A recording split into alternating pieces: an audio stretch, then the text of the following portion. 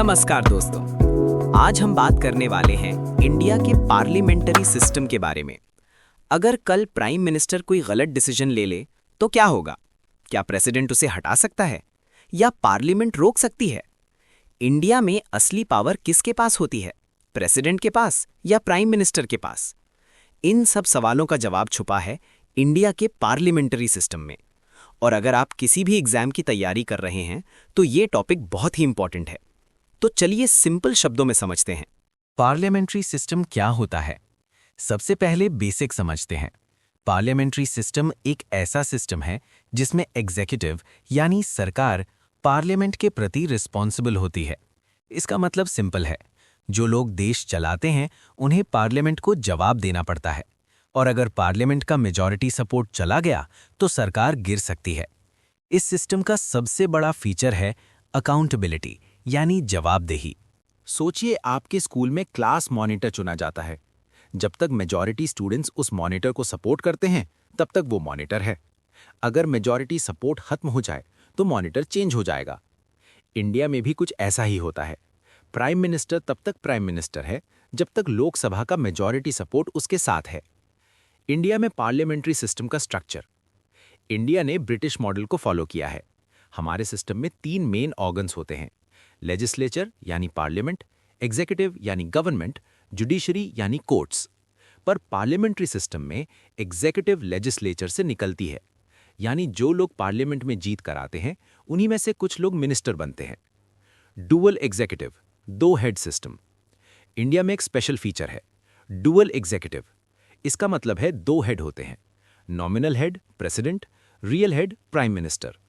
President देश का constitutional head है, लेकिन रियल पावर प्राइम मिनिस्टर और काउंसिल ऑफ मिनिस्टर्स के पास होती है।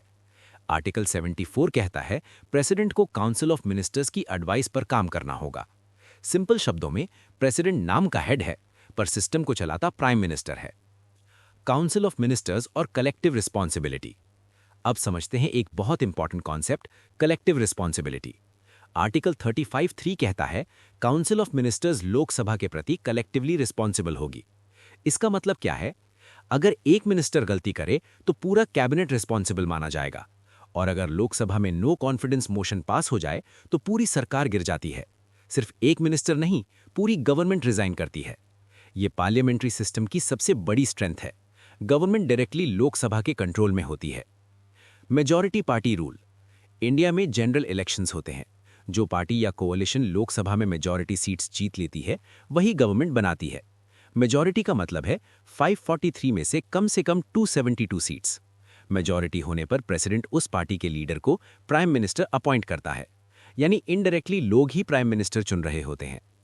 Dissolution of Lok Sabha. Parliamentary system flexible होता है। प्राइम मिनिस्टर प्रेसिडेंट को एडवाइस कर सकता है लोकसभा डिसॉल्व करने के लिए। इसका मतलब फिर से इलेक्शन होगा। ये सिस्टम रिजिड नहीं होता जैसे प्रेसिडेंशियल सिस्टम होता है। Parliamentary system versus presidential system. अब एक इंपॉर्टेंट कंपैरिजन करते हैं। पार्लियामेंट्री सिस्टम में एग्जीक्यूटिव लेजिस्लेचर से निकलती है, गवर्नमेंट पार्लियामेंट के प्रति रिस्पॉन्सिबल होती है, गवर्नमेंट गिर सकती है मेजॉरिटी खत्म होने पर।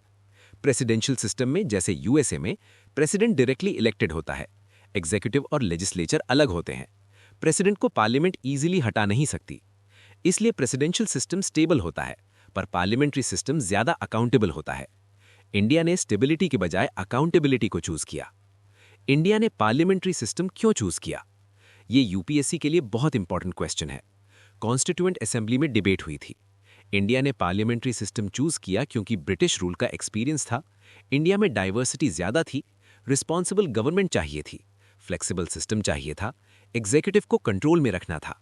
डॉक्टर BR अंबेडकर ने कहा था कि पार्लियामेंट्री सिस्टम में डेली अकाउंटेबिलिटी पॉसिबल है। Strengths of parliamentary system. अब एडवांटेजेस समझते हैं। गवर्नमेंट अकाउंटेबल होती है, नो कॉन्फिडेंस मोशन का प्रेशर रहता है, फ्लेक्सिबल सिस्टम है, लेजिस्लेचर और एग्जीक्यूटिव में कोऑर्डिनेशन होता है। इंडिया जैसे डेमोक्रेसी के लिए ये सिस्टम काफी सूटेबल माना गया। Weaknesses of parliamentary system.